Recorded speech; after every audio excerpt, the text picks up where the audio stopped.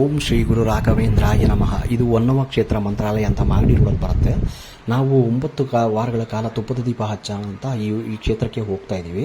Actually ನಮ್ಮದು 4ನೇ ವಾರ. ಇದು 4ನೇ ವಾರದಲ್ಲಿ ನಾವು ಹೋಗಿಯಲ್ಲಿ ತುಪ್ಪದ ದೀಪ ಹಚ್ತಾ ಇದ್ದೀವಿ. ಸೊ ಇಲ್ಲಿ ನಾನೊಂದು ಗಮನಿಸಿದೆ, ಏನಪ್ಪ ಅಂತಂದರೆ, ನಾವು ಪ್ರದಕ್ಷಿಣೆ ಮಾಡಬೇಕಾದ್ರೆ ರಾಯರ ಹತ್ರ ಎದುರುಗಡೆ ಬಟ್ಲಲ್ಲಿ ಕಡಲೆಕಾಳನ್ನ ಇಟ್ಟಿದ್ದಾರೆ.